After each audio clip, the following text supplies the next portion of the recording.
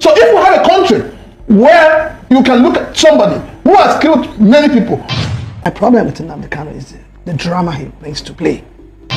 Who have kidnapped people, who have collected ransom, who have maimed people, who have turned Nigerians into living in IDP camps, and you say they have repented, and you forgive them, and you absorb them. So why is Nnamdi case different?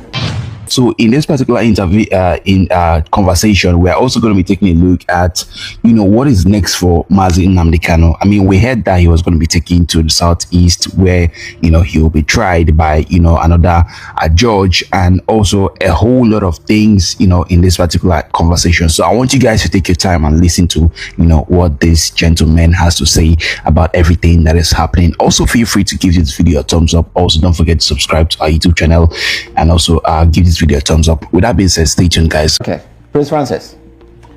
Well, I would start by saying that my problem with Nnamdi Kanu is the drama he brings to play.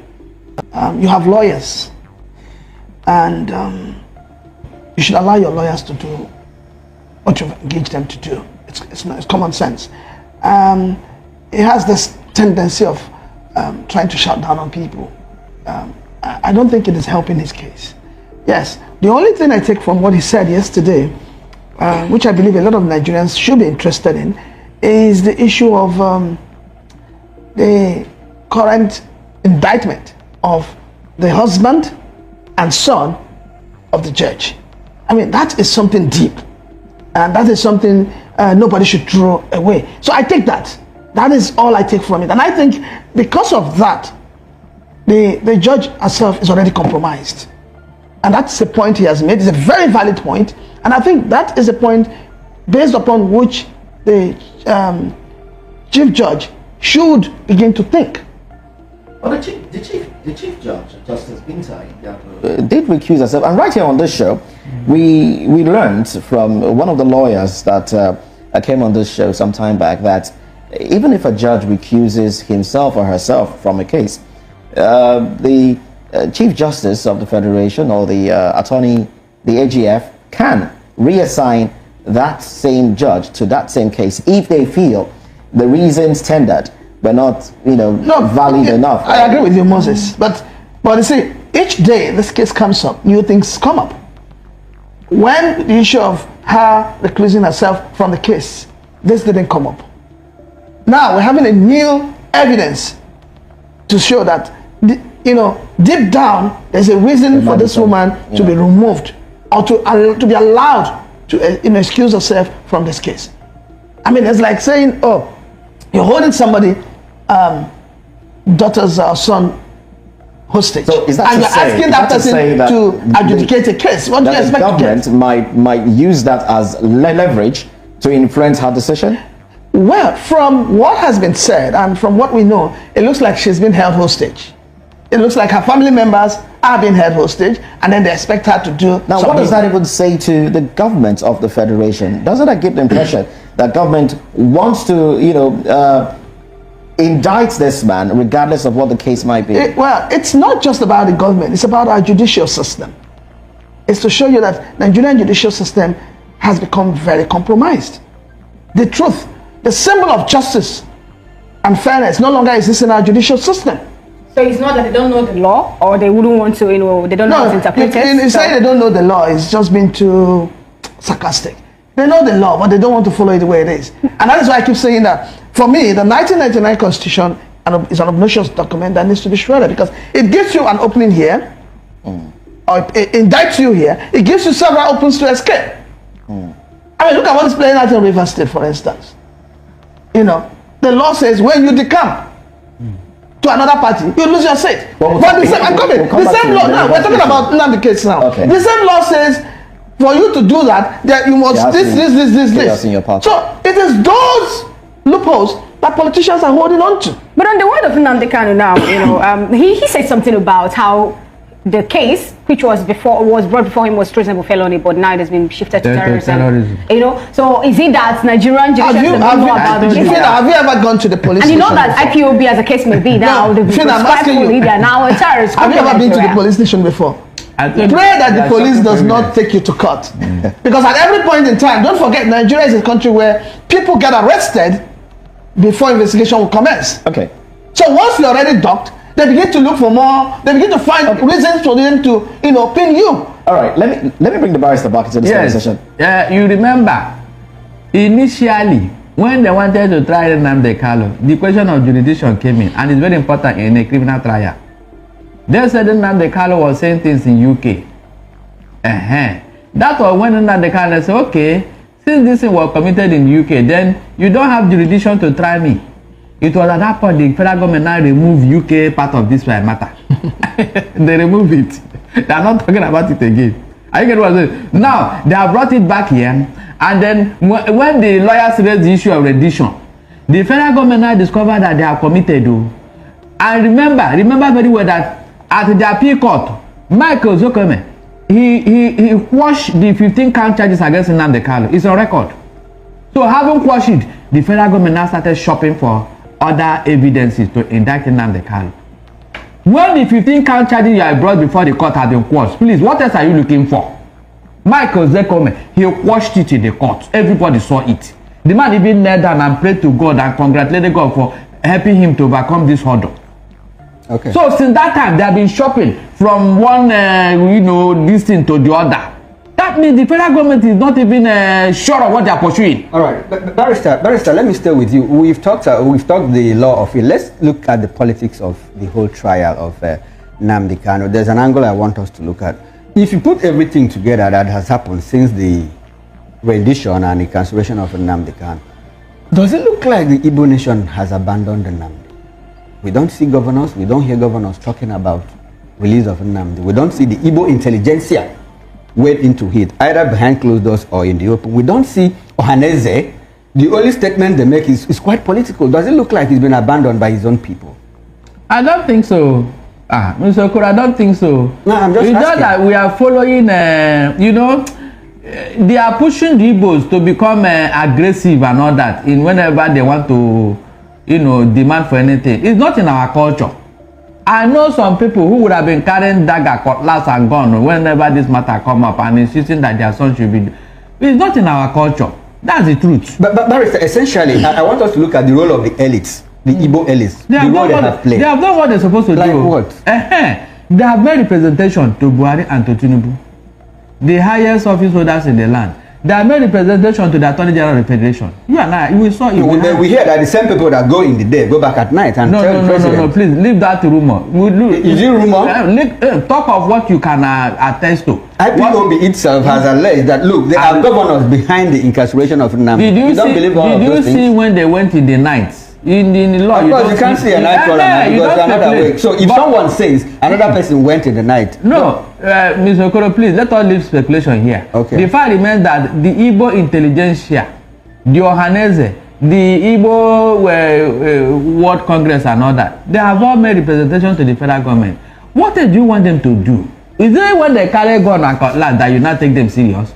If the federal government is a listening government, they should have done the needful before now. I told you here, it's not in our culture to be protesting, carrying gun, marching. Since independence of Nigeria, have you had the Igbos protesting and killing and destroying things? But if it's not in the culture of the Igbos, shouldn't, I thought they said desperate times calls for desperate measures. Shouldn't there be some sort of desperate measures as against the sit-at-home that was introduced earlier? Shouldn't there be something else that would speak to the government of Nigeria to say, look, the generality of Igbo wants the release of this man? We have spoken now. We have spoken in a loud voice. I don't know what else you want them to do. I mean, the Igbo political leaders have made, they have written documents, signed and taken to Tinubu. The lawmakers, is that not true? So when people are saying they are not doing, I don't understand. What is the government waiting for in this matter? What are they even be doing that? Valentin, is it constitutional right for us to take that route, for us to achieve anyhow you can achieve peace? That's what we are doing now. If not, from what the court have said, nobody need to talk to anybody to do the needful. Prince Chilak, I want to have your reaction to that question that I asked. Especially, I want you also to factor, to put in, to consider the fact that a lot of people have said, look, a certain group of political elites, be they governors or senators or whoever, the political elites people, office holders in Igbo land, that are the ones, behind the continuous incarceration of Nnamdi. Because according to those sources, according to people that allege, they say that, look, if Nnamdi comes out, he is going to impact negatively on their political status, ambition, and all of that. 2027 is on the table, governorship is on the table, and all of that. And recall too that a certain governor, Chukwu Masoludo, in fact, says, look, the release of Nnamdi Kanu is not going to thaw the tension in the southeast. I want to have your broad reaction to all of this. Before I react to that, we need to be able to identify where this whole agitation starts from and where we've gotten to this point where we are now. I've always maintained that the Igbo leaders are culpable with everything that has happened in the southeast and with what Nnamdi Kanu is presently going through. And I'll tell you why. There wouldn't have been need for this agitation if our so-called leaders in the southeast, the governors, the senators, were doing the right thing. I am from the southeast. I am ashamed of my governors, every one of them. I am ashamed at the level of lack of development in the southeast. So when we begin to talk of agitation, I have always said before now that agitating to hold the federal government responsible is one thing. But let us bring it home. Let us hold our governors accountable, because they are receiving funds every month and the people are not seeing what these funds are being used for. So that is where the problem is. Now, taking it further, have they done enough? Are they doing enough? I will say no. We are in Nigeria, you and I. We have seen how, when it comes to the north, trying to get their person out, we've seen how they go about it. Not violently, but we have seen the kind of people that come out to speak. And they don't stop speaking until they achieve something. Bringing it to the southwest, we've seen it severally, where the leaders in the southwest have come together as a bloc. And then they galvanize their people to say, this is what we want. How many people in the southeast are doing it? How many? Your governors are not interested, because your governors are saying one thing here, they're doing another thing on the other side. If the governors, as we claim, have come together to say they want Nnamdi Kanu to be released, why would another governor come out to say releasing him will not be a solution? Does it not show you that the house is divided? I've always said that Senator Abaribe has been talking, but has he ever raised the issue of the release of Nnamdi Kanu on the floor of the Senate? What are we talking about? It's not for you to call a press conference after plenaries. Put it out there.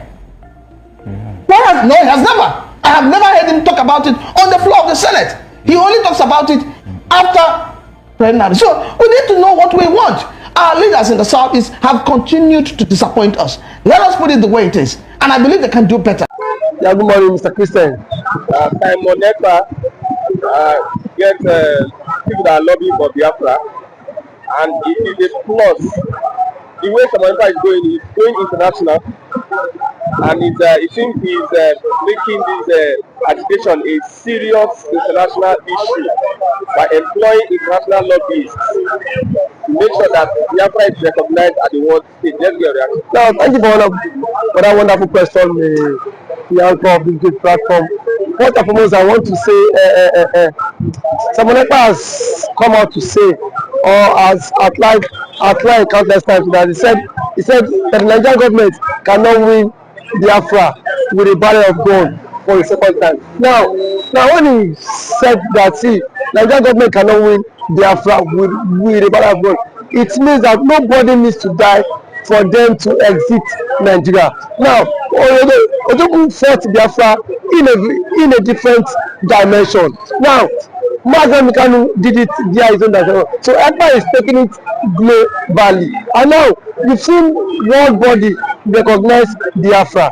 We've seen the UN and then some other global body have come out to endorse the Biafra struggle. So kudos to him, it is a plus. Some persons have come out to say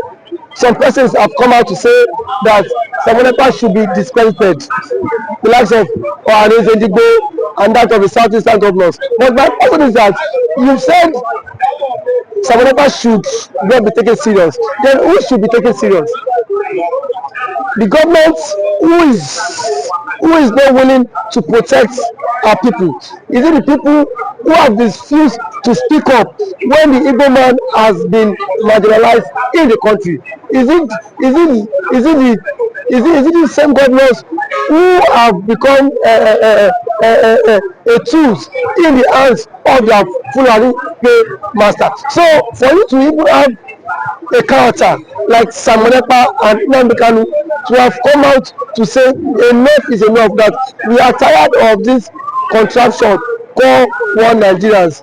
It shows that these people have this mindset that, see, they can no longer be the slave. So for him to have even gone as far as to hire lobbyists that will speak on behalf of Biafra in the world, in the UN summit, to me, it's a plus, and that alone, the voice of Biafrans will be heard globally, and the voice of an Igbo man is also being heard globally. Now, let me take it back the line. When Southern Sudan and South Sudan wanted parted ways, nobody killed each other. Nobody go through the route of violence. It was done amicably. So Samonepa is doing it amicably for him to convince world leaders that this thing is possible, and why the government of the day, the present government of Nigeria, are not seeing it that way.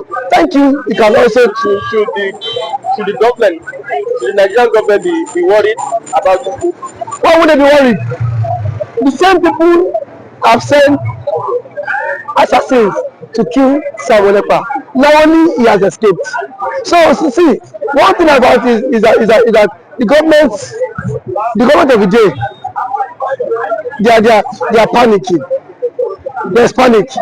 You know what it is now? So a particular tribe, a major tribe, to exit your country. You know how an Igbo man is. You know the investment of an Igbo man is in the country. Now imagine in Nigeria without an Igbo man. Let's just imagine that. I mean, dominance. That means the Hausa man would now dominate virtually every government parastatals in Nigeria. So now the reason why the Igbo man is still believe that's Nigeria is because the Igbo man is still in the contraption called Nigeria. But eventually, if the Igbo man leaves, my brother, the Yoruba man will know the true meaning of Nigeria, and then we don't know who owns Nigeria. Just like what Angobula said, he said they are not scared of the Igbos parting, exiting Nigerians. That was what he said. He said they are not scared. Indirectly, that means the other tribe would not have sense of belonging in the country, and we know it. I know it too. And African man now has the spirit of dominance. You cannot dominate him. If Fulani man has the spirit of dominance, for you to dominate him, it will take ages. In terms of population, you cannot dominate them. So one thing is that people have foreseen this whole thing. That was why he championed this Biafra struggle. And now, gradually, it is now becoming a reality in this contraction called Nigeria. Now, there are some Igbo men are even tired of the system called Nigeria, just because they feel their brother is still in president. Man, my brother, I can bet you, come 2027, the Yorubas will be championing the Republic more than the Igbo man. I can bet you that. That I'm very certain of. Yes, we will championing because it is certain when their president, when their brother is being kicked away from the presidency, already there is a plot, and which he himself cannot escape. The president himself knows that there is a plot, and then the big shots in the north are forming alliance.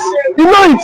RFI, a powerful influence in the north, is not in the league. Sorry, is not in good terms with the president.